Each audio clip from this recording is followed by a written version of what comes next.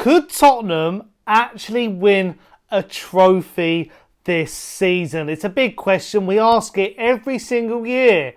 But we've given ourselves a good chance. I'm not going to say a great chance because I don't want to jinx it. But after beating Manchester City in the round of 16 or whatever they call it at this stage of the tournament to go through to the quarterfinals, the world could be our oyster here at Tottenham Hotspur. I'm buzzing after that result. I know I'm recording this the morning after the night before. I had some personal issues to deal with, so I apologise for the video not going out straight after. But it gave me a time to sit back, watch the highlights again, reflect on the result, and sort of look forward and actually react to the next stage of the draw, which I'll be doing later on in the video. But before I go any further, if you are new to the Sonny Talk Spurs YouTube channel, get down in the comments down below. What did you make of that result? And what do you make of our next round in the Cup? Can we win it? That's the big question as well. Also, leave a like if you are enjoying it. Subscribe, hit the notification bell as well because it'll let you know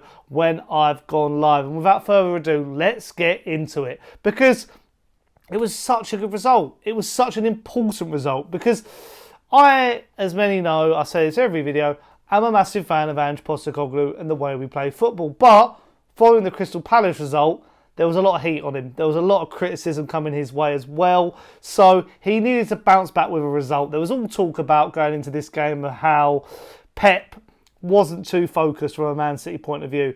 They've got bigger fish to fry. They've got a league to win. They've got a Champions League to contest in and other competitions, FA Cup as well, they could take more seriously.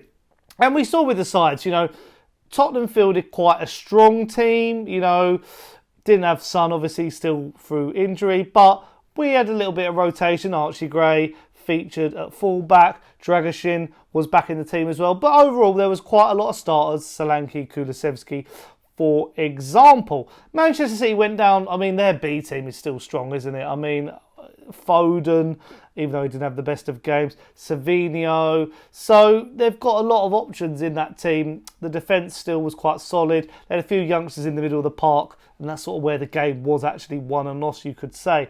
But we got to that perfect start, didn't we? Kulusevski with a marauding run, crosses it across the area.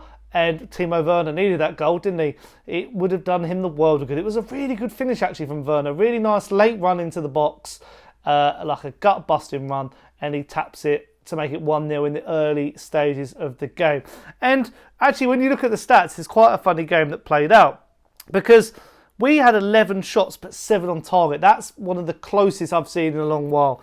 And Manchester City had 15 and 3 on target. They had 69% possession, and we had 31. Manchester City are always going to have more ball than we do, but we love having possession. But 31 is quite low, and actually in a lot of the games where we've not necessarily struggled, because I thought we played it quite well in this game, but when we've been a bit under the cosh, we've sort of pulled results out of nowhere. I'm thinking Coventry, I'm thinking Carabao, I'm thinking AZ Alkmaar, I'm thinking Ferencváros. So it does go to show you. And back to these fast starts. Tottenham, we have fast starts and we also have really strong finishes.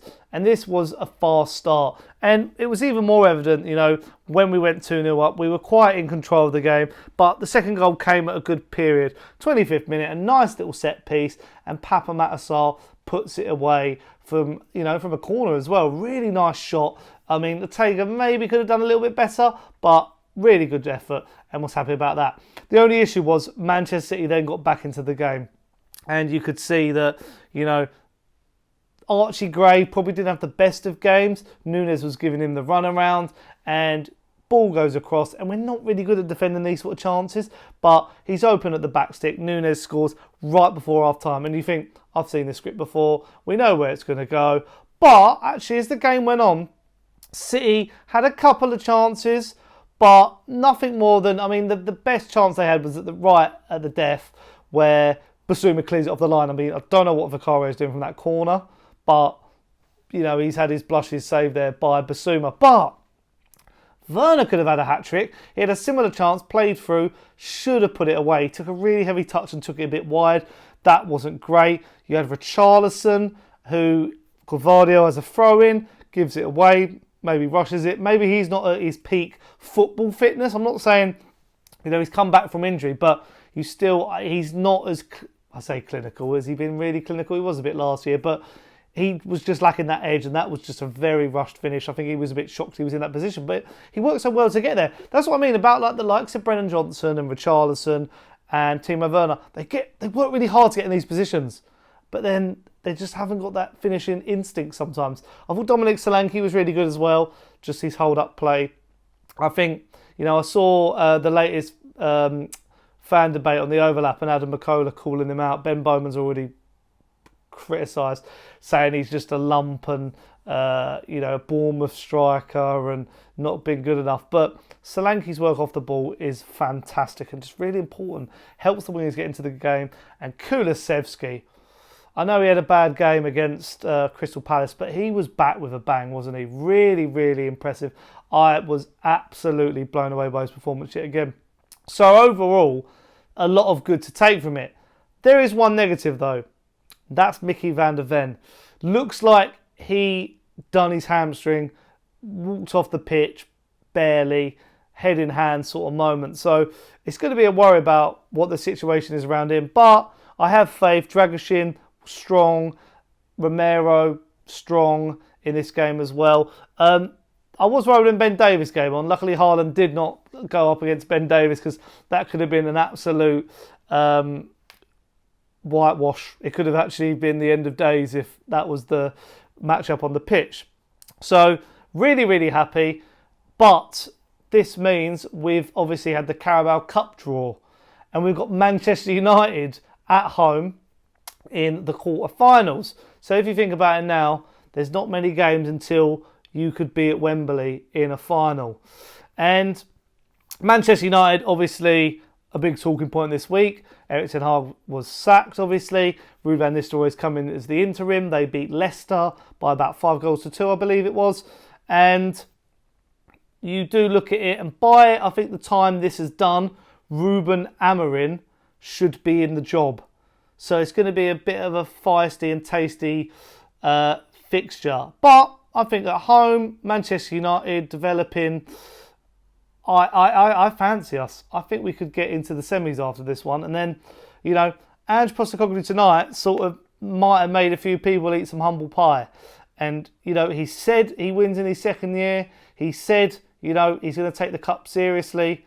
And he has. He's, improved on what he did last year when he was fielding, I was talking about it to someone at TalkSport today, obviously where I work, about, when he played Davinson Sanchez and then we sold him a couple of days later and Davinson Sanchez made a mistake against Fulham and also missed a penalty. But he's taken it seriously this year. The Europa League, he's mixed the team up a little bit, but we're getting points on the board. So that trophy drought for Spurs is a big thing. It's a big thing that rivals are going to hit us with, but, knocking out a team who are usually the favourites, City are one of the best teams when it comes to the Carabao Cup. But them going out, Chelsea going out, bodes quite well. You've got Arsenal playing Palace, I believe. You've got Liverpool playing Southampton.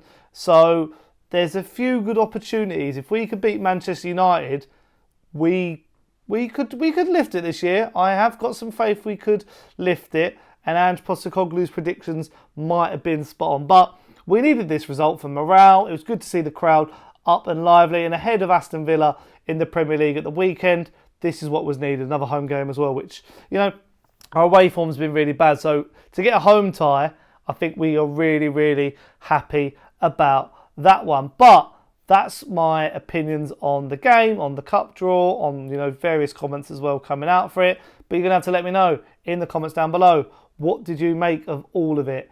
I'll just get down there. I want to have a healthy conversation. Someone actually put a comment down there the other day saying, I just reply for engagement purposes. No, I want to have a good conversation. And if I have missed your comment, it's because I'm a busy chap sometimes. But I do always want to try and get around to replying. And I'll be, as soon as this video goes live, I'll be down in the comments replying to you guys. So until then, leave a like if you have enjoyed and you're happy with the result. Subscribe, hit the notification bell. And until next time, I'll see you guys then. Ciao. Come on, you Spurs.